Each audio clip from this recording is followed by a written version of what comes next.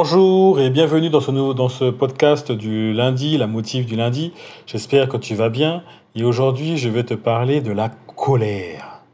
Est-ce qu'il t'arrive d'être en colère souvent? Est-ce que tu as des problèmes de colère? Si on analyse un peu la colère, qu'est-ce qui se passe? Mais la colère en fait elle arrive quand? Elle arrive quand on demande à quelqu'un de faire quelque chose et qu'il ne l'a pas fait. Donc on se met en colère et on dit des choses éventuellement qu'on ne pense pas, on a un comportement qui est inadéquat.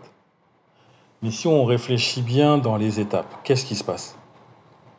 C'est une communication qui vient de toi envers une autre personne. Dans cette communication qui vient de toi vers une autre personne, est-ce que tu t'es assuré que la personne a réellement compris ce que tu as dit?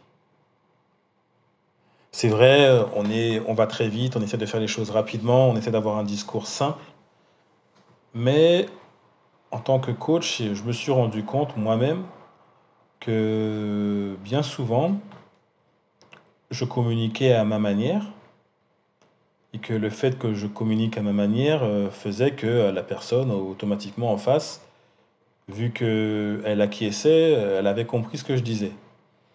Mais depuis un certain temps, je me suis dit de demander à mon client de reformuler ce qu'il a compris dans la séance de coaching ou de reformuler ce que je lui ai dit. Et, euh, et bien souvent, je me rends compte que entre ce que j'ai dit et ce qu'il a compris, il y a des décalages. Et pourtant, il avait pas mis, il n'avait pas mis d'obstacle à la communication que je lui avais dit. Il avait même acquiescé. Mais au final, je me suis rendu compte que la retranscription de ce que je lui ai dit n'était pas tout à fait la même. Donc forcément, j'aurais été en colère parce que le résultat n'aurait pas été celui que j'attends, vu qu'il n'a pas compris la totalité de ce que j'ai voulu lui dire. Et que bien souvent, il faut faire attention à la colère. Ça peut être aussi une situation de notre communication qui n'est pas adéquate en fonction de la personne qui est en face de nous. C'est un sujet que j'ai déjà parlé dans mes autres podcasts, que tu peux réécouter. Mais ce qu'il faut savoir, peut-être que je développerai ça dans un prochain podcast, mais en tant qu'être humain, il faut savoir qu'il y a 4 profils de communication. Et que si tu ne maîtrises pas ces 4 profils de communication, ben, il est probable que tu communiques à une personne qui est dans un autre profil de communication que toi, et que pour avoir le résultat que tu attends, ça risque d'être compliqué.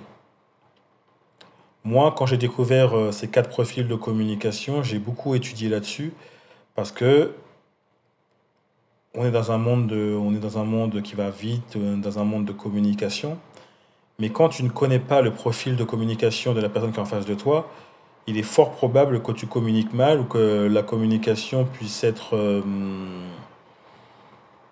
plate, mais que tu aies des résultats qui ne correspondent pas du tout à ce que tu attends. Et du coup, viendra la deuxième étape qui est la colère, l'incompréhension. On va monter le ton, on va faire des choses qui sont inadéquates. Et en fait, si je devais t'encourager ce matin, dans ce lundi, c'est si tu as des problèmes de colère, regarde si ta communication est bonne envers la personne en qui tu souhaites communiquer. Et si c'est le cas, et si tu penses que c'est bon, ben vérifie avec la personne si ce qu'elle a compris correspond bien à ce que tu as voulu lui dire ou lui transmettre. Et qu'il se pourrait que ce qu'elle a compris n'est pas forcément ce que tu as dit. Et du coup, ça pourrait t'aider à être moins colérique et à moins faire ou à dire des choses que tu ne penses pas. Donc, toujours dans, faisons attention à notre communication Même si on veut faire les choses vite, prenons le temps de bien faire les choses. Prenons le temps d'être compris par la personne avec qui on souhaite communiquer. Prenons le temps de prendre soin des autres et de s'assurer que la personne qui est en face de vous a tous les éléments pour réussir et qu'elle a bien compris tous les éléments et qu'elle maîtrise bien tous les éléments.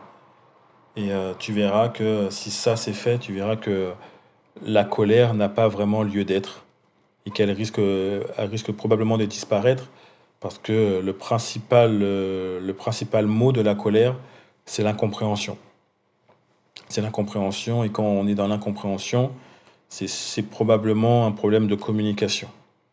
Il y a très peu de gens qui sont dans cette optique de faire les choses délibérément mal.